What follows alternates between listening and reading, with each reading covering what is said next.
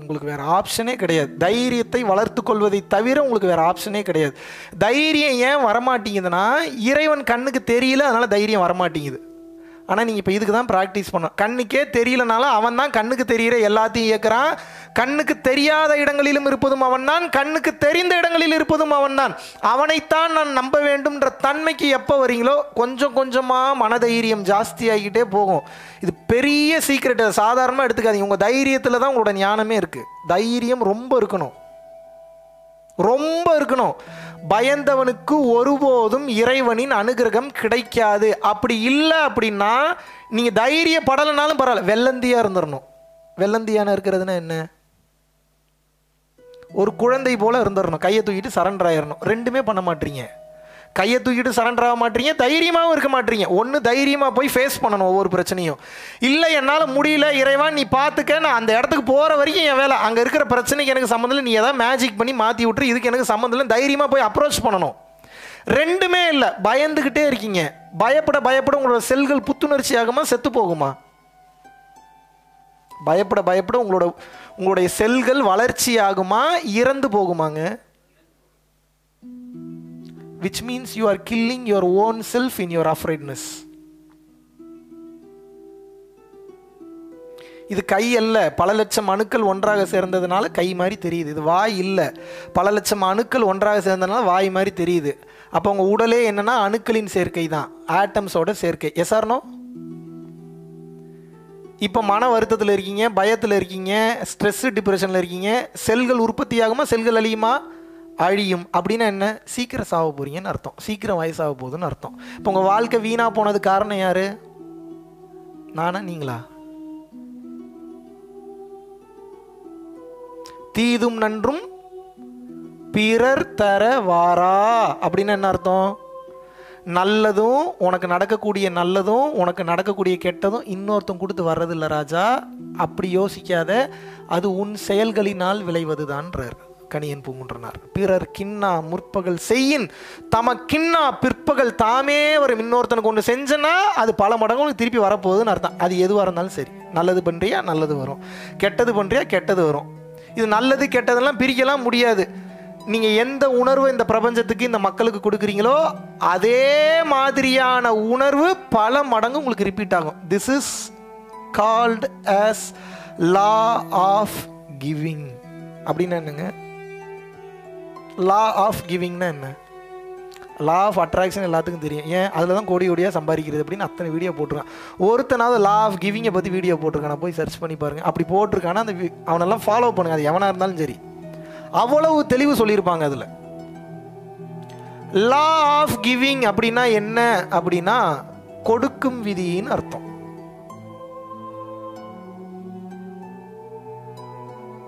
இந்த பிரபஞ்சத்தில் வாழ்றீங்க, இந்த பிரபஞ்சத்தில் வாழும்போது இந்த பிரபஞ்ச சட்டதிட்டங்களுக்கு உட்பட்டு செயல்படுறீங்க.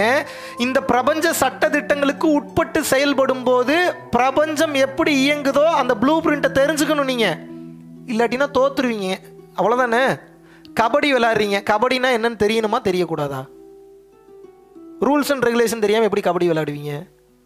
ஃபுட்பால் விளையாடுறீங்க, ஃபுட்பாலோட ரூல்ஸ் அண்ட் ரெகுலேஷன்ஸ் தெரியாமல் இஷ்டத்துக்கு நீங்கள் பாட்டுக்கு பாலை தட்டிக்கிட்டே போகலாமா? கையில் தூக்கலாமா? முடியுமா உங்களால்? ஏன்? You should know what is football. Volleyball இஷ்டத்துக்கு ஆடிடுவீங்களா? இன்னொருத்தன் வாழ்க்கையில் விளையாடுறதுனா மட்டும் உடனே விளையாடுறது, அப்படித்தானே? இப்போ நான் என்ன கேட்குறேன்னா, இத்தனை கேம் விளையாடும் போது நல்லா புரிஞ்சுக்கணும், இத்தனை கேம் விளையாடும் போது அதுக்கு ஒரு பயிற்சி தேவைப்படுது, ஒரு முயற்சி தேவைப்படுது, ஒரு ப்ராக்டிஸ் தேவைப்படுது. S or no? வாழ்க்கைன்றதை பற்றி மட்டும் எப்படி எதுவுமே தெரிஞ்சுக்காமல் எப்படி நீங்கள் வாழ்வீங்க, எப்படி விளையாடுவீங்க? வாழ்க்கைன்றது பெரிய கேம், எப்படி இதை பற்றி எதுவுமே தெரிஞ்சுக்காமல் எப்படி நீங்கள் விளையாடுவீங்க? இதை இந்த யூனிவர்ஸில் தான் இருக்கீங்க, இந்த யூனிவர்ஸை பற்றி தெரிஞ்சுக்காமல் எப்படி யூனிவர்ஸோட ரூல்ஸ் அண்ட் ரெகுலேஷனை புரிஞ்சுக்கிட்டு அப்புறம் அது மாதிரி நடந்துக்கிட்டு அப்புறம் அதில் நல்லது பண்ணி அப்புறம் அதிலிருந்து எப்படி நீங்கள் எக்ஸிட் ஆகி போவீங்க?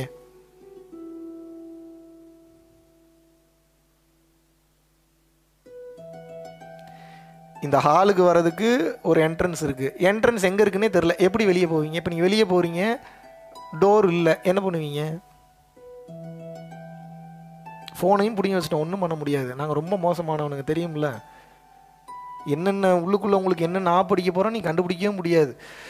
இப்போ டக்குன்னு வந்து இப்போ நான் என்ன சொல்கிறேன்னா, எல்லார் தலையிலையும் இப்போ பெட்ரோல் ஊற்றுங்க, கொளுத்துங்கன்றேன், என்ன பண்ணுவீங்க நீங்கள்? எத்தனை பேர் தயார் நிலையில் இருக்கு? கொளுத்துங்க சார், இருக்கிறதுக்கு போயாவது சேருவோம் நம்ம. இப்போ என்ன, எத்தனை பேர் தயார் நிலையில் இருக்கீங்க? பெட்ரோல் ரொம்ப சுடுமே, பரவாயில்லையா? ஒன்றும் பிரச்சனை இல்லையா? நான் பெட்ரோல் ஊற்றுறது உங்களுக்கு பெருசாக தெரியுது. டெய்லியும் ஒவ்வொரு சுச்சுவேஷன்லையும் எவனோ ஒருத்தன் வந்து உங்கள் வாழ்க்கையில் பெட்ரோல் ஊற்றி கொளுத்திட்டு தான் போகிறான். ஏன் உங்களுக்கு அது பெருசாகவே தெரியல?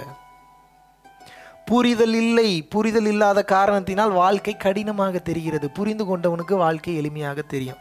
எதை புரிஞ்சுக்கணும்? நடக்கிறது தான் நடக்கும், மாற்ற முடியாது, அக்செப்ட் பண்ணிட்டு போவோம். இவ்வளோ தான் தத்துவம். இதைத்தான் இவ்வளோ நேரம் பேசிகிட்டு இருந்தேன். இவ்வளோ நேரம் இதை தான் பேசினேன். நடக்கிறது தான் நடக்கும், அதை மாற்ற முடியாது, புரிஞ்சுக்கங்க. நீங்கள் முயற்சி பண்ணி அது மாறினா கூட அப்படி அது நடக்கணும்னு எழுதப்பட்டிருக்கும். விதியை மதியால் வெல்லலாமா?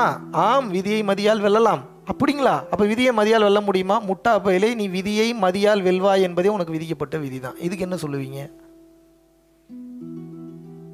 ரொம்ப குழப்பறேனா தெளிவாக பேசுகிறேன்னா? குழப்பமாக இருக்கா தெளிவாக இருக்கலன்னு இன்னொரு டைம் ரிப்பீட் பண்ணுறேன். நீங்கள் விதியை உங்கள் அறிவை கொண்டு ஜெயிக்கணும்னாலும் உங்களுக்கு விதி என்பது விதிக்கப்பட்டிருக்கணும், இல்லைன்னா அதை உங்களால் பண்ண முடியாது.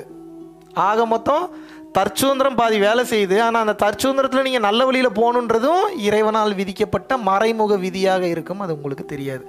We call it as destiny. இப்போ எல்லா பிரச்சனைக்கும் ஒரே மூல காரணம், ஒன்றே ஒன்று தான். என்ன அப்படின்னா, பிரச்சனையை புரிஞ்சுக்கிட்டு சால்வ் பண்ணுறதுக்கு உண்டான ஃபியூயல், அந்த எனர்ஜி உங்களுக்கு கிடைக்கல. அந்த எனர்ஜிக்கு பேர் அருள்னு அர்த்தம். அந்த எனர்ஜிக்கு பேர் என்ன?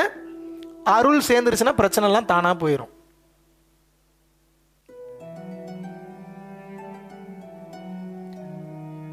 நீங்கள் என்ன எதிர்பார்க்குறீங்க அப்படின்னா, ரிசல்ட்டை மட்டும் எதிர்பார்க்குறீங்க. ரிசல்ட்டுக்கு உண்டான முயற்சி யாருமே எடுக்கிறது இல்லை. எப்படி? பிறவி என்பது பெரும் கடல்ன்றார் திருவள்ளுவர். சொல்கிறாரா இல்லையா? பெரும் கடல்ங்கிறார்.